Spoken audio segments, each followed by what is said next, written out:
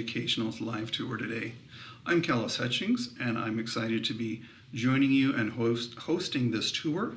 And I look forward to spending some time with you, making sure that we're all up to speed on the new features and many of the enhancements that have been made over the last few months.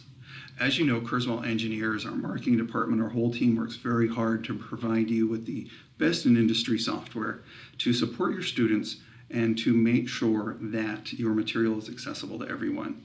And so we've added quite a few things over the last few months, and let's look into that. Today's tour will be a two-part tour. The first section will be hosted by myself, and we'll focus on the web-based features, the Read the Web extension and the website, Kurzweil3000.com primarily, but also some of the other items that you receive with the subscription and online. And then the second portion will be hosted by Karen Narval, one of our national trainers. She always does an excellent job, and she will be covering the Windows and Mac installed versions of the software. So what is Kurzweil? We're a learning management system that specializes in making sure that your materials are accessible to all of your students. We know that when you're working with a wide variety of students across a number of departments, that it can be very challenging to manage all the incoming documents, the digital format books, the hard copies, the syllabuses, whatever it is that you're receiving, getting them all in one location, making sure that they're accessible, making sure the work's done and turned back in an accessible format, and making it as simple and as easy for the students as possible. So Kurzweil gives you a one-stop shop to be able to do that. You can bring in all those formats. You can distribute them easily to the students with the universal library. You can manage accommodations through daily use and testing, as well as within streamlined options for downloading and turning in work that has become easier as well. As you can see, universal design for learning is a primary feature of Kurzweil. We want to make sure that all of your students can access their materials, whether it's someone with a specific learning disability or maybe a student who's just very visual, graphic, or auditory as opposed to a visual linear person who learns well through text. Maybe you have a student that doesn't have any learning disabilities. They're a med student and just have a huge amount of materials to read through, and being able to listen to it helps speed them up. We have a lot of students to do that as well. So we want to make sure that whatever the need is, we provide you with a tool that can help meet as many of those needs as possible. The trend in education, we know, is becoming mobile. Students don't want to have to come into a lab or a tutoring center at a specific time and sit at a specific desk to do their work. They want to be with their colleagues, their friends, their classmates. Maybe they're in the library at a study group. Maybe they're at the local coffee shop thinking they can study with all the distractions. Maybe they're up at 2 in the morning finishing that paper that's due at 8 a.m. None of us have ever done that, have we? But, well, Kurzweil now brings the software to the student and to the situation with a wide variety of tools. The improved Read the Web extension allows them to do web-based research, read the web, web-based materials, websites, just relax and enjoy what they want to enjoy. The iPad app is a really great tool that has some great features for quickly and easily bringing hard copy materials into Kurzweil with just a couple clicks of a button. The website, Kurzweil3000.com, is becoming a core tool of our software. The students love its flexibility. They can log on to it just about anywhere, and we continue to make it more responsive for a variety of devices, from large screen computers in the lab or at home to their phones. And then finally, of course, the Windows and Mac install version, the comprehensive portion of the software. That's always been there with the large set of tools to make sure it's customizable as needed.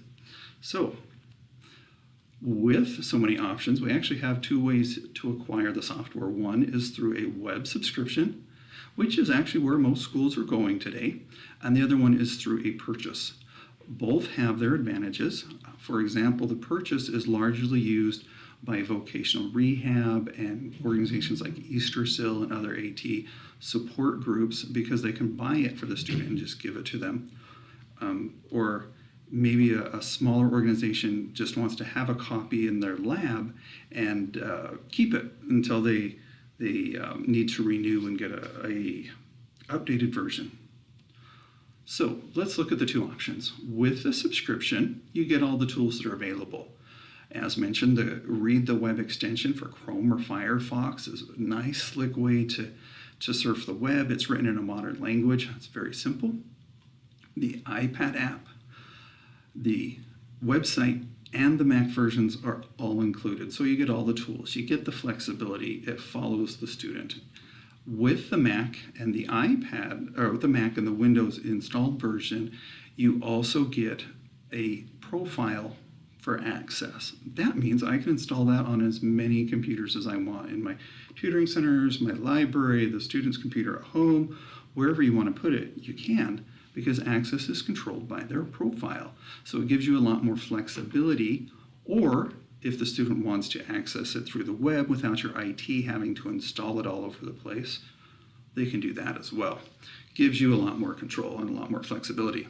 Also, you get the online library.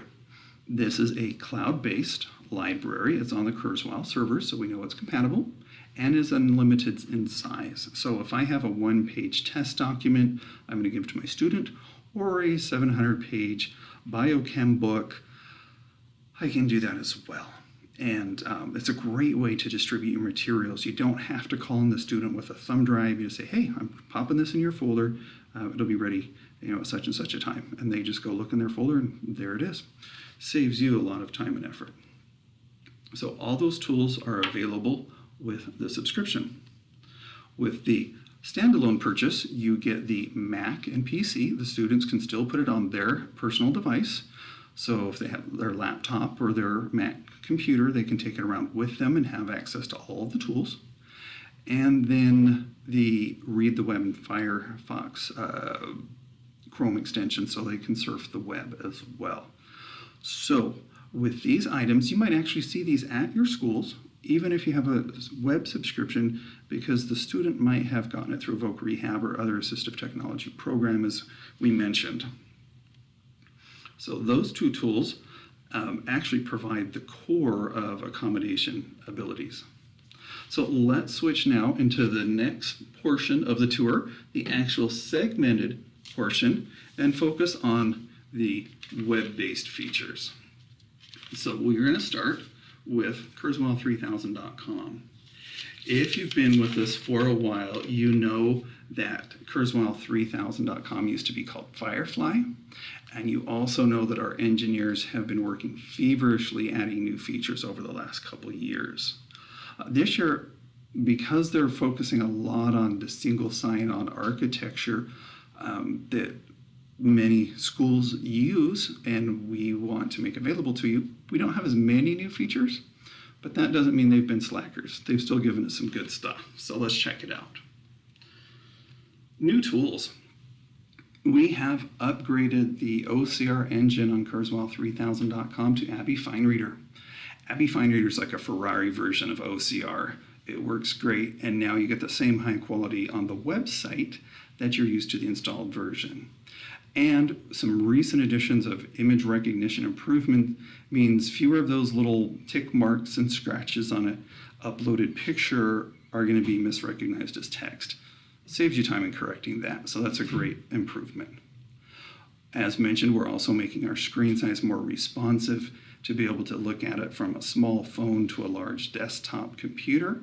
And that involves not only the actual layout of the page, the architecture, but individual tools such as the new adjustable dictionary size. And then some specific items like the Open Dyslexic font. As you can see, this is a really unique font, and many dyslexic people have found that they can actually read the text without having to listen to it if it's provided in this specifically scientifically designed font. So those are general tools that are available just to everyone. But we also have some specific items to support and streamline the management of the software. We have streamlined the profile creation and management process to save the administrator's time. With the feature locks and document passwords, you can now more easily manage accommodations. So if I have a student that's coming in for an early assessment, maybe I'm going to lock them all so I can see what they can do on their own, find out where they're truly at. And then once I determine what accommodations are needed, I unlock them for daily use. But I want to be able to guarantee when they come in and take a test, they're getting only the accommodations that are allowed to them. And so I can double check and lock their profile, or I can create specific testing profiles. Student comes in, I check their accommodations, I lock the testing profile, have the student go log in. And then if I document protect, password protect a document, I have even another level of control, making sure that only the right student gets it. We have more accuracy, as mentioned, with the Abby Fine Reader, but you can also now edit underlying text. You can add bubble notes, images in bubble notes so that you can expand their usability. And then also as time-saving device, under a teacher profile, they can copy to multiple folders. So if I have multiple students in the same class, I can get them all the same document once instead of having to do it 4 or 5 times. But of course, not all the features are limited to the administrators. I have user improvements as well. As our libraries get bigger, the students spend more time using these features, they're going to get a big long list of books in their library. And so we've added a filter feature to make it faster to find them. Streamlined getting books and documents in and out of Google Drive. We've expanded the use of existing features, streamlined other features, and then also made it more easily integratable into your own system with being able to download and save in multiple formats. In addition to the website, the Read the Web extension has some significant improvements. If I'm reading a website and it's got a lot of alternate text, so all the pictures start reading themselves, descriptions to me, and I don't need that, I can turn that off so I don't have to listen to it. I can read an EPUB file. We've worked with Pearson Publishing, and they put a lot of their digital materials on Vital Source Library. And so we have optimized the Read the Web extension now to work in the Vital Source Library as well. And so it can, of course, if it can read Pearson EPUB books, it can read other EPUB books as well. And improve support for Google Docs.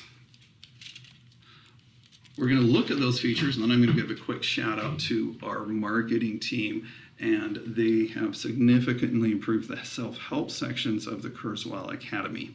And so I want to show that as well real quick. It's not a part of either option. It's actually on our public website, but it is a really, really nice way to make sure that your students and yourself have access to some good support materials at all times. One is the Read the Web extension. To show you how easy it is to update it, I'm going to actually just go ahead and remove it. In Chrome, I come over here to Apps and Web Store. If I was on Firefox, these 3 little dots right here would be 3 lines. They look like a hamburger. I just click on that and then go to Add-ins. Both of them bring me to a search page where I search for Kurzweil. I find the Read the Web. I add it to my browser, verify, and there it is. Super easy. So that's how I add it. Now let's go to a website that we want to look at. Got here the Kilauea volcano, some recent news, so look at that a little bit. To use it, I simply click on it to open it. I use my same username and password on all of the tools. I can come in here and I can adjust my voice, my speed, my reading unit. I'm going to go ahead and change that to self-paced. And if it's blocking something on my page, I can move it around. All I do is put my cursor where I want it and click read. The low interruptive activity on the LERS continues. Okay, now I put this on self-paced, so it's going to pause for me. So if I'm doing a test, a homework assignment where I have to stop and answer some questions, or if I'm reading something really complex and I need to stop and think about it for a moment, I can do that before I move on. If I was to switch it over to continuous, once I click read, it just reads until I tell it to stop. Got a couple comprehension tools here. So if I have a word I don't understand very well, all I have to do is click on it. Like I just did molten right here. Click on the dictionary. I can adjust my dictionary level to my reading needs, and I can click read and have it read the definition to me.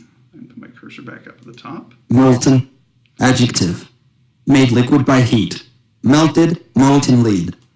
Okay, so you saw that was in continuous mode. It just kept going right through. When I'm done, I just click out of it.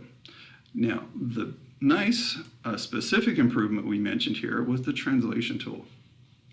So to speed the process, once I come in here and I select my language the first time, load it, I can listen to it if I want to. L'arena negra y fresca. Okay, when I'm done, I just click out. I'm going to keep reading and I say, you know, I need to translate this sentence too. This time, it remembers I selected Spanish and it loads it and translates it. Less use of my mental real estate on managing the website and more on comprehension. So that's the Read the Web extension. Now, we did mention also that this is optimized for use in Google Docs. So let's take a quick look at that. I'm just going to click on my Google Docs. I've got a document down here called Volcano, some information I pulled off of Wikipedia. It's another source for my paper. I can listen to it right here. If I double click my cursor, there we go. Now my cursor's set. I can listen to it right here. A volcano is a rupture in the crust of a planetary mass object, such as Earth. Okay, I can stay in here, I can edit my document, whatever I need. I don't have to load it into Kurzweil anymore. Simplifies the process for me. So that's the Read the Web extension. Let's now, I'm going to click on this icon right here. I actually have it saved in my favorites bar. I'm going to go over to Kurzweil3000.com. This time I'm actually logging in as a teacher, so I have a different profile, but you can see it saved my login and password, so it's really easy. And we've made several improvements here. The first ones we're going to look at are the management tools for user profiles. So you can see here it brought up my team. I can now either show or hide the passwords depending on how the administrator sets it up to make sure I'm meeting my school and state privacy requirements. But even if they are hidden, I have this button right here, send reset password email. So even if I can't see the password, my student comes in, they've forgotten it, I can go ahead and I can still help them. I also have the ability here, I can remove someone from my team. I can view all their names and things like that, which is really helpful because under feature locks, if the student comes into my office or I'm in the testing lab and they're going to take a test, I want to make sure their accommodations are set properly. I just come in under their profile and make those locks. Now in this case, Jerry is coming to take a Spanish test. So I lock the dictionary because there are bilingual dictionaries in the installed version. I lock translation. I lock spell check because I want to know if he can actually spell in Spanish. And then I locked him from Google Drive and the local drive to make sure he can't pull anything out as an assistive item. Once he's done, I just click off the items and he can go back to class and have all of his materials and all of his supports. Or if I'm in a testing lab, I set it for the next student. Maybe they're locked out of brainstorm and word prediction and spell check. I can do it really easily and then I can undo it really easily. I no longer have to go into the specific document or into the individual student's profile once they've logged in. I can also, I've got some additional ones. Didn't save my changes, but we're not really testing, so it's okay. I've got some additional feature locks on the second page. Now, if I go to everyone, I can see my students, my teachers list, and I can add users. I can now add multiple users at once. So I've got 5 here I can put in. External ID is optional, but it does have to be unique, like a student user ID number. I can specify them right here whether or not they're on my team. I no longer have to go back and do that as a secondary step. And if it's a student or a staff teacher profile. Now, as I mentioned earlier, we do have a rostering team. So if I'm entering 4 or 5 names here, it's not a big deal. If I'm entering a couple hundred, that's going to take some time. So reach out to us. We'll get our rostering team to work with you and come up with the best available option for keeping your profiles up to date. If I am logged in, not as Joe Teacher, but as the top level administrator, I would also have one more column right here with garbage cans. So I could delete a student. In the past, once you could delete, they were just gone. I could go in and restore them, but the newest change is now a verification pop-up window. So once I've soft deleted them, it'll say, hey, do you really want to do this? And then I say yes or no, just to make sure I'm not doing something I don't want to do. So some nice admin tools there. And so now let's switch over to the library. So in the library, it's now color-coded. I'm logged in as Joe Teacher, so that is Manila. Anyone in the hierarchy above Joe is red, and anyone below Joe is orange. So it helps you see who's the students, who's the administrators. Also, the public folders are now blue. One recent addition here, the templates, we have a higher ed brainstorms. And I know that Karen Narval is going to go into this in some detail, so I'm just going to show you a unique feature on the web version.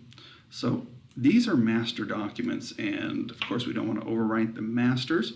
So I check the box and I click copy, and I can copy it to my personal folder or to my Google Drive. I'm going to go ahead and copy it over here to Joe, public folder, and just click paste. See there, it was successful.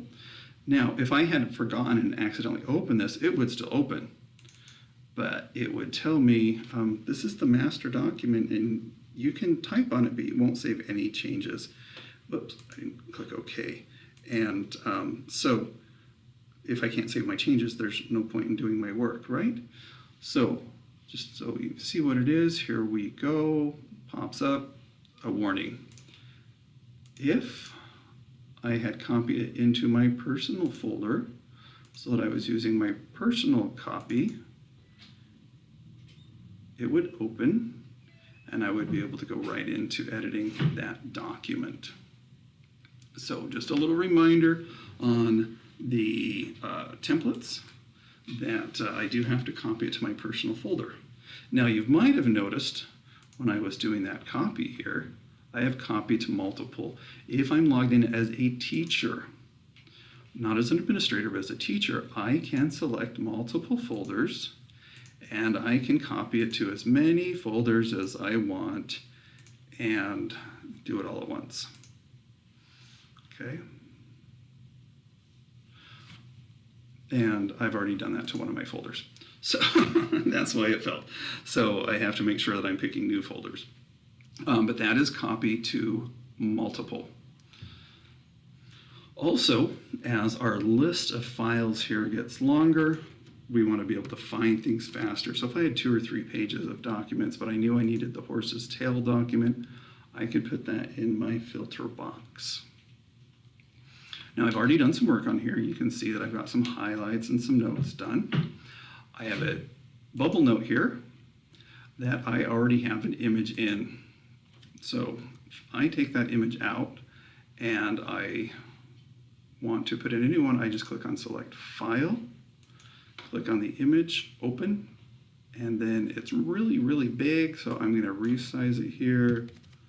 Automatically keeps my aspect ratio, and then I just save it. So I know Karen's going to cover that in more detail, but it's really simple. I just come to my tools and add bubble note, and then I just show you how to actually add the picture to it. I also have the ability to add underlying text, so if this had scanned in and it wasn't very clear, I can do a quick proofread of it, correct any misspelled words, or maybe there's a funky abbreviation or something I want to not throw the student off, and so I'm going to correct that for the student. I also have the ability, once I've gone through and I've done my work, now I want to print this. And so go back to the right screen.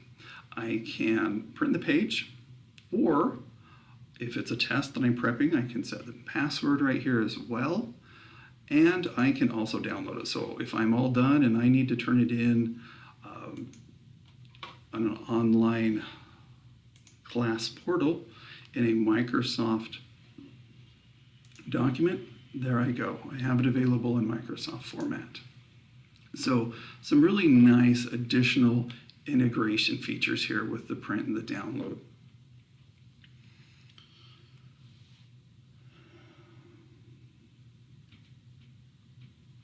Now let's go back to our library. We mentioned better integration with Google Drive. So if I have something in my Google Drive that I need to open, I just click on Google Drive. I have multiple Google Drive accounts. So I'm going to pick this one and look, I've got a volcanoes document, same one I looked at earlier. I'm going to open it. And take just a moment to pull it off the internet there. It's going to open it into Kurzweil, ready to go. So I can do my highlights, I can read it, listen to it, use the dictionary, whatever it is that I need. And my translation tool here also has a remember language feature. Once I'm all done, I can download it, I can print it, or I can come over here to save. Because it's a text document, it doesn't save it automatically. I can save it and that will put it in my universal library, or I can save it back to Google Drive. Now this is going to create a new copy of the document, and I've already done this a couple times, so now I'm on version 3. And so it doesn't overwrite the original, but it actually saves an additional copy. And so really, really easy to save it to my library or to my Google Drive, so if I switch from device to device, it follows me around. I'm just checking my notes here real quick to make sure I got everything. So those are some of the exciting new additions to the website. Now let's look at our main website, kurzweiledu.com. So this is a great resource. I'm going to go ahead and close this out because it's hiding my menus. See if I can zoom in a little bit, make it a little easier for you to see it. So support has been given its own front page section right here. Technical support is available both to you and your team, and then also students using Kurzweil. So if they're having trouble downloading on their home computer, or something starts locking up, maybe they haven't updated it for 5 or 6 months and it's getting a little glitchy with the new versions, they call technical support, and technical support will ask them a few questions. Quite often updating will solve it. If they need help, the technical support will walk them through the process. So it's a great resource. Also right here I have the Kurzweil Academy, and this is what I'm really excited about on the website here. So this has been updated to now have nice, easy to see tabs. Zoom back out a little bit here. So this is the Academy. Right here on Getting Started are some great videos that the first time I come in, I can manage, learn how to manage Kurzweil. This guide to Kurzweil3000.com is an excellent video done by Karen Narval that you'll be hearing from shortly. Takes you A to Z how to use the software. Once I've gotten started and I want to learn more about specific tools, I can just go from section to section. Really easy to find. Most of these videos are short, 30 to 90 seconds. Some of them a little bit longer, and we are going to continue to add more videos. So very excited about this. You can see we have some additional options up here. Some of them are student-oriented, some are staff. This new features right here is an important one. Each month we put out our updates. I can come into here. I can see a PDF that I can open and see what they all are with step-by-step instructions. And I can click right here just to update the computer. A very important step in keeping up to date on your software. Now with the web subscription, You always have the most recent version. If you've purchased a standalone, say you purchased version 15, you would have access to any additions we made to version 15 as far as security patches and bug fixes and things like that. Once we've gone to version 16, you no longer have access to that, but you can get the most up-to-date version 15 on that. So the updates are important for both forms of the software. So that's my portion of the video today. I appreciate your time and joining me as we went through those new exciting features. I always enjoy seeing what they're going to come out with every month here because it just makes everybody's life a little easier. I'm going to go ahead now and turn it over to Karen, and she will finish us off. Thank you so much. You have a great day. Take it away, Karen. Welcome, everyone, to the Kurzweil 3000 live tour webinar. Today we're going to be talking about version 16, some of the new features and updates in Kurzweil 3000, both for Windows, Mac, also for Kurzweil 3000 for browsers. Some of the things we're going to be talking about are, that are new are opening files from and saving files to Google Drive.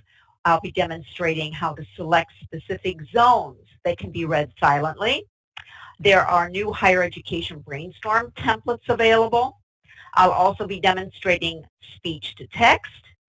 There's also a bibliography feature now in Kurzweil 3000 for MLA 8 and APA formats. There are also spell check and word prediction features in brainstorms and outlines. The Mac version now features column notes. You can also add images in bubble notes. And I'll also talk about how those of you with standalone purchases can use Read the Web feature.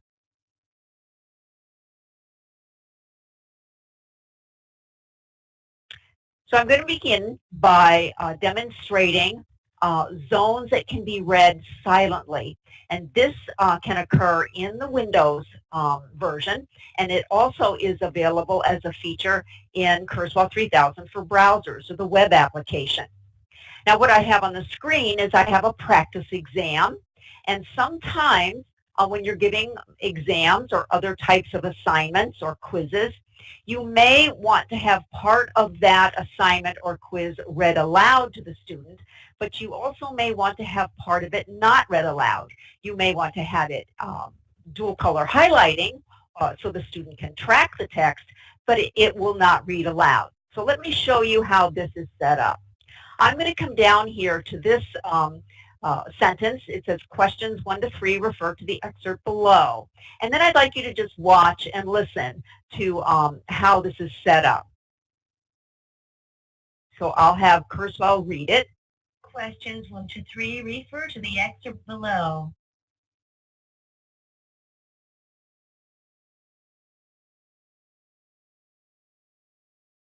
So you notice that it is being highlighted by Kurzweil 3000 in dual color highlighting.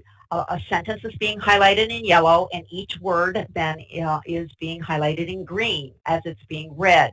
But you're not hearing the sound. Now watch what happens when I get down here to Benjamin Franklin. I have actually designated this paragraph to be silent, but then from then on, it will read aloud.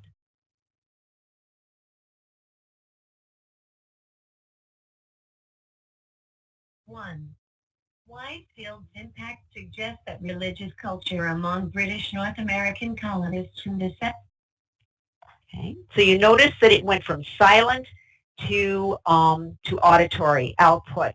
Now, how did I do this? Well, this can be done under the Scan tab, and when I go to the Scan tab, I can click on the Zone Editor. And when I click on the Zone Editor, I see the zones, or how this document is being zoned for recognition. And here I have questions 1 to 3 refer to the excerpt below. If I right-click on that zone and look at the properties of that zone, it tells me it's primary text, so it's going to be read aloud. And you'll notice down here, the checkbox silent is unchecked. That means this particular zone will be read, and it is read by default. So I'll just cancel out of that. Now I'll look at this next zone. What I did with this zone is I right-click, I went to Properties, and instead of having it read aloud, I clicked on the silent checkbox. So now that when this particular paragraph is read by Kurzweil, you won't actually hear the text-to-speech, but you will just see the highlighting because it will be silent. So that is a feature that is available in Windows, and it's also now available in Kurzweil 3000 for browsers, the web application. I'll go back to the zone editor. Another feature that is nice in both Windows and Mac, and also in Kurzweil 3000 for browsers, is the ability to open files from and copy or save files to Google Drive. So I'm going to go out and I'm going to get a file, and I'm going to bring it in from Google Drive. And I do that by clicking on this open folder, and here is an icon that says open from Google Drive. I can select that. It will go out to Google. It will ask me to confirm my account, and then I can go back to Kurzweil, and it will open a dialog box saying, okay, here's your drive, and go get whatever document you want from your Google Drive. And I'll open my Google Drive, and I'm going to select the document to open from my Google Drive, and I'll click Open. And it will bring in the document titled Scientific Models. So that's very easy to, if you have a Google Drive and you have files out there, or students have files out there, very easy to go and get files from Google Drive. Now, if I want to save a document to Google Drive, let me open one. I'm going to go to my Universal Library to do that. And I'm going to go to the Reading Assignments folder. And I'm going to open a document called the Condor American Bald Eagle Comparisons. So I'll open that. And that brings it in. And you can see this is a brainstorm. I have been comparing and contrasting the California condor and American bald eagle. And you can see that also in the outline format. Now let's say I want to save this to my Google Drive. It's very easy to do that. I'm going to come up here to the Save icon. I'm going to click on that Save icon. And at the bottom it has Save a Copy to Google Drive. And I'll just select that. Since my drive is already open, I will select the folder where I want it to go, and I will then click on the Copy button, and it will save that file right to my Google Drive. And it says the copy to the Google Drive is complete, so that has been successful. So this file, this document, is now up in my Google Drive. So just to recap, you can open files from and copy or save files to Google Drive using Windows. You can use the Mac version, and you can also use the Kurzweil 3000 for browsers, the web application, to do this. This feature is available in all three. Another new feature is the Higher Ed Brainstorm templates. And these are all now new for version 16 standalone users. So I'd like to point them out. They are available for both Windows and the Mac, and also they're available in Kurzweil 3000 for browsers. So to do that, I'm going to come to File, I'll go to New in the menu bar, I'll come over to Brainstorm, and I'll choose from Template. And my templates were open, and I have a folder here for Brainstorm templates for teachers. I have a higher education folder with templates, and then I have a number of templates that are very useful for K through 12, but they can also be used in higher ed as well. I'm going to click on the higher education, and you'll see that there are a number of very high quality templates here in the higher education folder. And I'll just select one and open it so that you can see what one of these looks like. So here we have one of the higher education brainstorm templates. You can also see it in the outline view as well. So this is available in the Windows version, in the Mac version, and also in Kurzweil 3000 for browsers. Now the next feature I'd like to talk about is speech to text. And this is available in the Windows version and also in the Mac version. So to do that, I am going to I'll just create a new draft, just a new blank draft. And here I have a blank page. And on my toolbar, I'm in the right tab, so I'm in a text view here. I have to be in a text view in order to use the speech to text. If you see down at the bottom, I have a speech to text icon that looks like a microphone. If you ever are using this particular toolbar and you don't have this microphone available, you don't see it here, it's very easy to add it. You just need to right-click on the toolbar set and insert it at the beginning or the end. And if you insert it anywhere, it will be under the right feature, and it will be speech to text. So if it's not there, it's very easy to add it to your toolbar. Now, in order to do this, I first have to have a microphone. I'm going to have a microphone plugged into my computer. It works best with an external microphone. And I need to be ready for what I want to dictate. And before I read, I have to make sure I've clicked here in the text document, and then I'll be ready to activate my speech to text. So I'm going to do that, and if you will just watch what happens on the screen, I'll be reading something and dictating here. The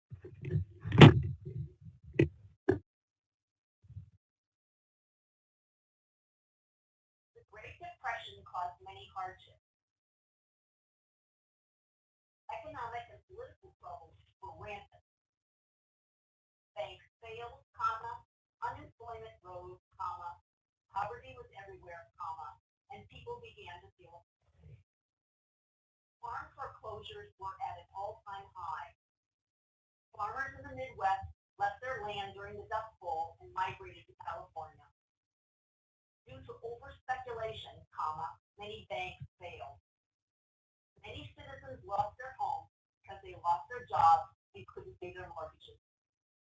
The President of the United States, Franklin Roosevelt, proposed a new deal for the country. The New Deal put people to work so that they could earn wages to support their families.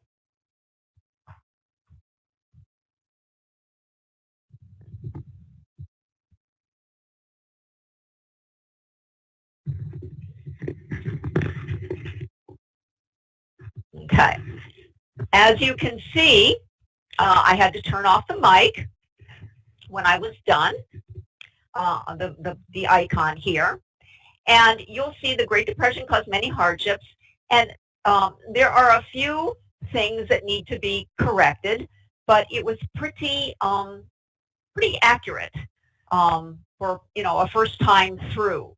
I was able to speak words. I was able to add some punctuation. A couple things to keep in mind when you're using speech to text. It's much more accurate, especially in the Windows platform, if the student is able to train his or her speech in the speech recognition control panel of Windows. Now, the Mac version doesn't require the user to train speech recognition. It's pretty good right out of the box. The accuracy of the results is going to depend on the user's voice, his or her manner of dictation, whether he or she can hold a complete sentence in memory before speaking it clearly. It's also going to depend on how well the user has trained the speech recognition feature, especially in Windows, and other types of factors. But speech to text offers another input method for students who can be proficient at dictating sentences. So it is a nice feature to have. And again, this is available in the Windows version and in the Mac version. In the Mac version, it's called Start Dictation. In the Windows version, it's called Speech to Text. Another feature that I'd like to talk about is the bibliography. The bibliography is available in the Windows version and in the Mac version. And there are formats, the APA format, which is the American Psychological Association format, and MLA 8, which is the Modern Language Association 8th edition. So I'd like to open a document from my Universal Library. I'm going to go to my Social Studies folder, and I'm going to open the causes and effects of the Great Depression.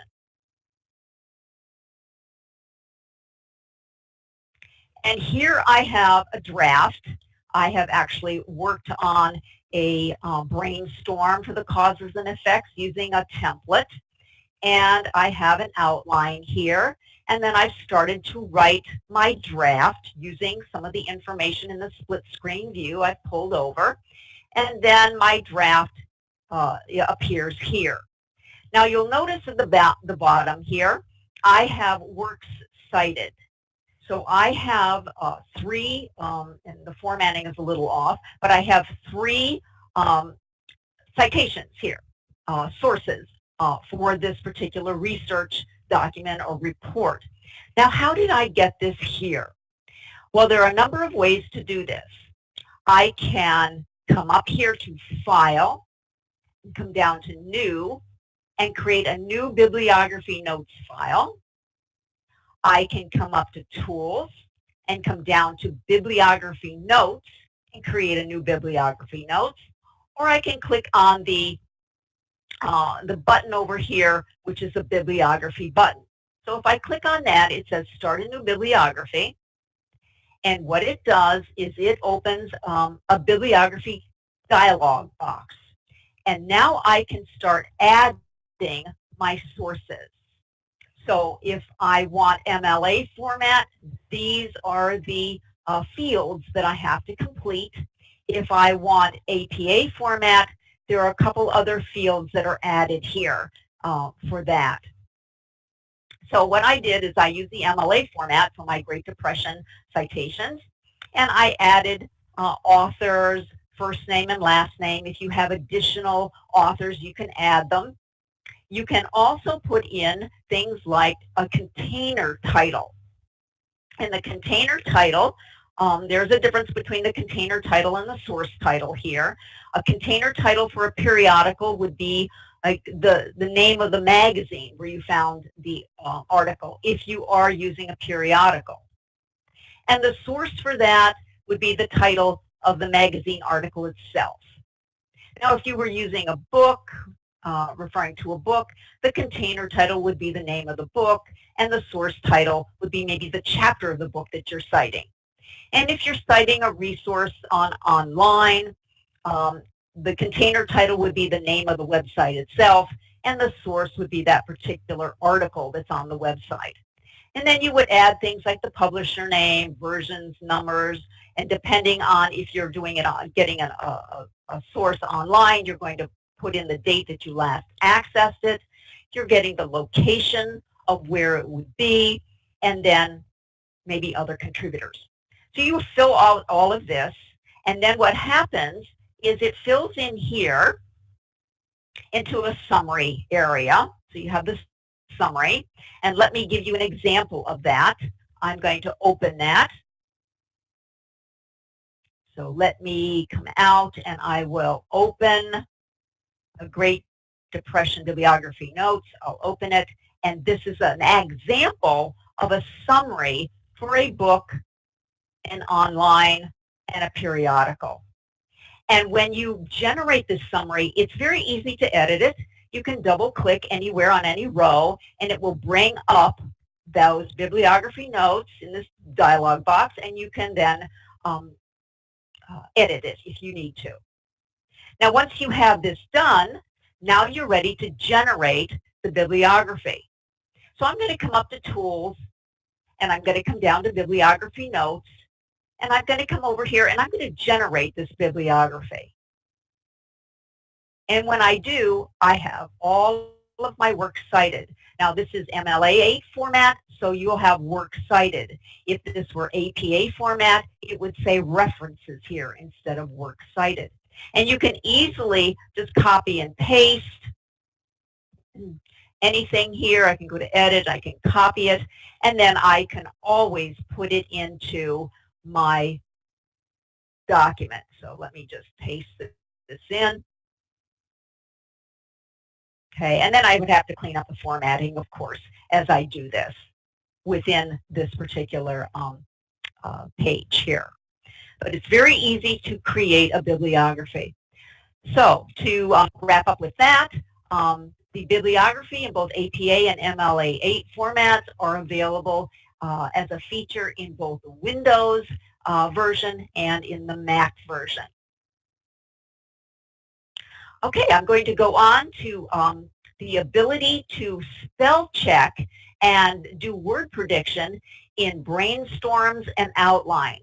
So I'd like to demonstrate that. And this feature is available both in the Windows version and in the Mac version, and also in Kurzweil 3000 for browsers, the web application. So I'm going to open a document from my Universal Library,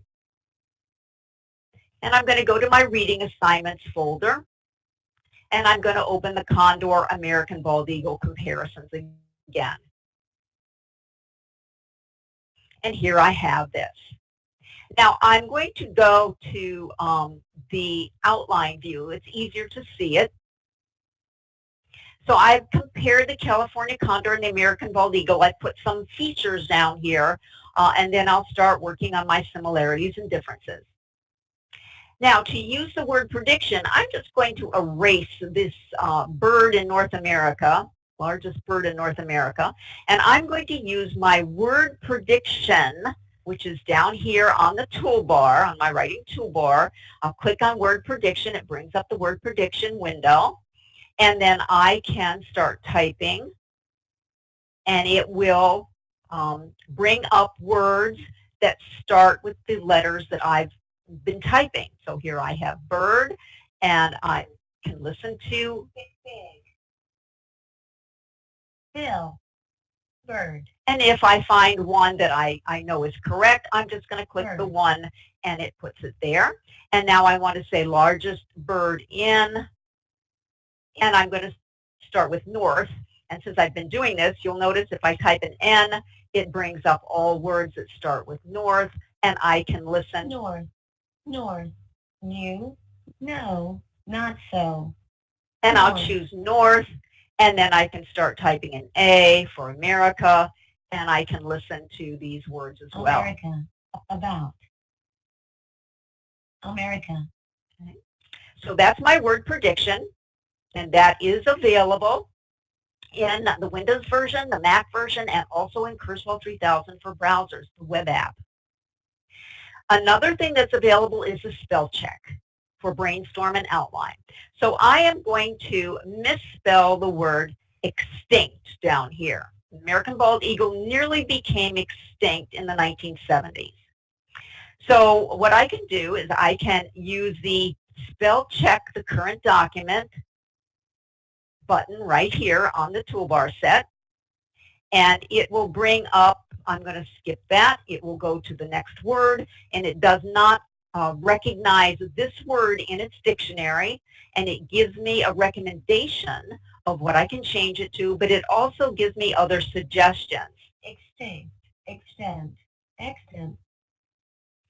So I like extinct, so I'll click the change button, and it will change it there within the outline itself. And then I can save my document. So that is the spell check and the word prediction in brainstorms and outlines. And again, it's available in the Windows version, the Mac version, and also in Kurzweil 3000 for browsers. Another feature that I'd like to talk about is adding images to bubble notes. And this is available in Windows currently. It's available in Windows, and it's also available in Kurzweil 3000 for browsers. So I'm going to open another document from my Universal Library, I'm going to go to my quizzes folder, and I'm going to open the Condor quiz. And here I have a quiz that has all bubble notes in it. So you see the question marks, they're all bubble notes. And I'm just going to read one of these and show you what it looks like with an image in the bubble note. And this talks about how condors became endangered. Pesticide poisoning led to unhealthy eggs and a drop in hatchlings. Select the best answer. How did the California condors become endangered? Collisions with power lines. Scientists. So you notice there was a picture that I added there. Let me show another one. The female laid a replacement. Answer true or false. The scientists tricked the condors into laying more eggs. True. False. Another sneaky trick. Okay, so now how did I get those images into the bubble notes? Well, I'll come down here to this bubble note. I'm going to click on it and to select it, and then I'll right-click. And I'm going to edit this bubble note. And you'll notice it's a matching question, matching the term on the left to its definition on the right. But there's no picture here. Perhaps I want to insert a picture. So to do that, I just click inside this box, and over here on the right, I have the ability to insert an image. I'm going to click Insert, and I'm going to go out and find a document or a picture that I want to put in there. And here I have a condor puppet. And I'm going to click on that picture. I'm going to click Open, and it puts in a puppet sort of feeding or playing with a condor chick, and that was one way that the scientists were able to save the condors, is they fed them using puppets. Now this picture is pretty small, so I can click on it and then go to Properties and decide what my height is going to be and what my width is going to be. I can also decide on my vertical alignment and if I want to have a border or not. And then once I do, I just click OK, and it filled this area. And I like this, so I'm just going to click OK. Now, when I have this red, watch what happens. Better yet, scientists are keeping a hopeful watch on the wild spring chick. Match the vocabulary term to its definition. Pesticide. Incubator. Biologist. Opposite. So you saw how easy it was to insert a picture. And this currently is available in the Windows version and also in Kurzweil 3000 for browsers. Now the last feature I'd like to show you is using Read the Web. And I'm going to do that using either my Firefox browser or my Chrome browser. It really doesn't matter which one I use. So let me bring up my Firefox browser. I'm going to add another tab, and I'm going to go out and get a website. And I'm going to demonstrate how easy it is to use,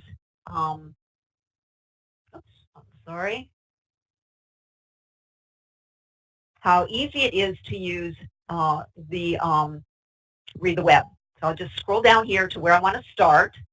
And here up at the top right, I have my Read the Web button.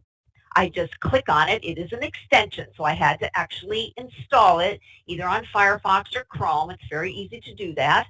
And now that it's here, I can open it, but I have to put in my username and password.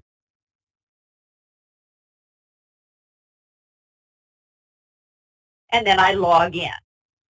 And once I log in, I am now ready to read this.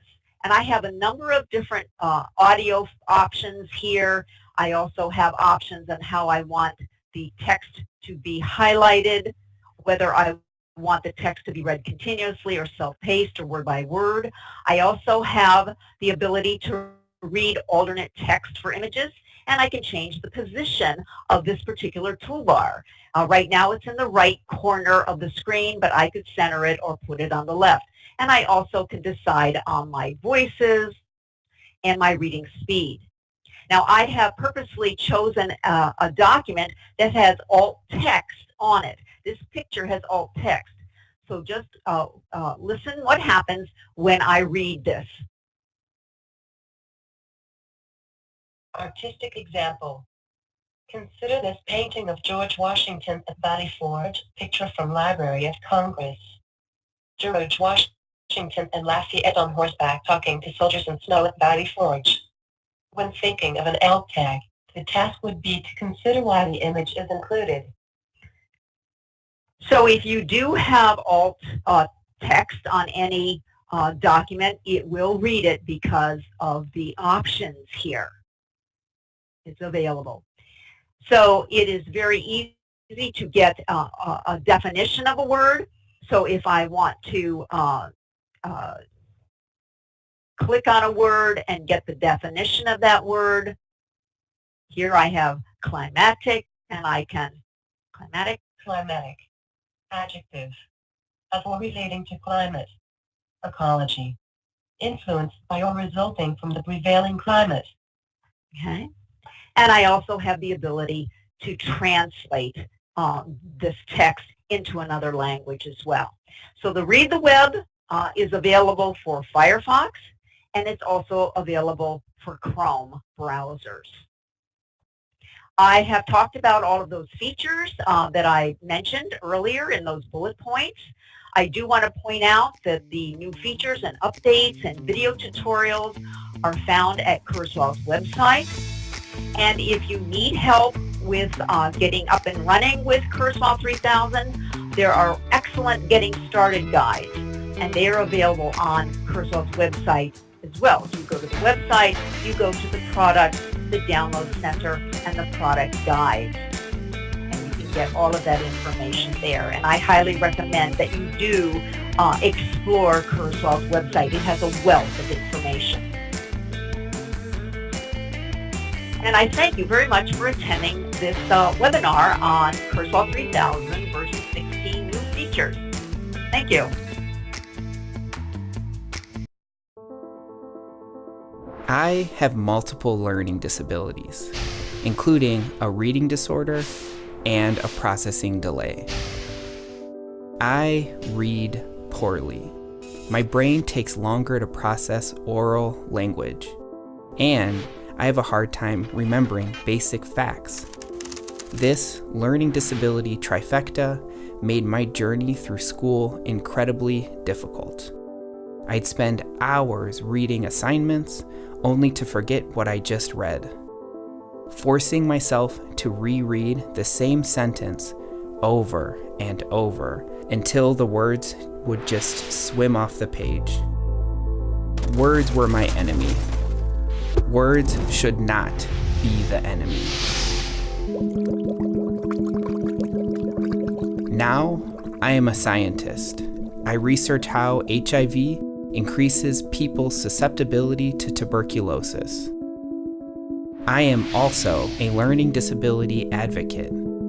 There are thousands of others blocked by their own struggles every single day. Learning disabilities don't go away. Mine are always with me.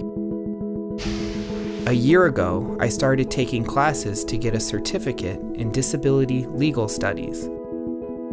Although I am a PhD scientist, I was nervous about taking law classes.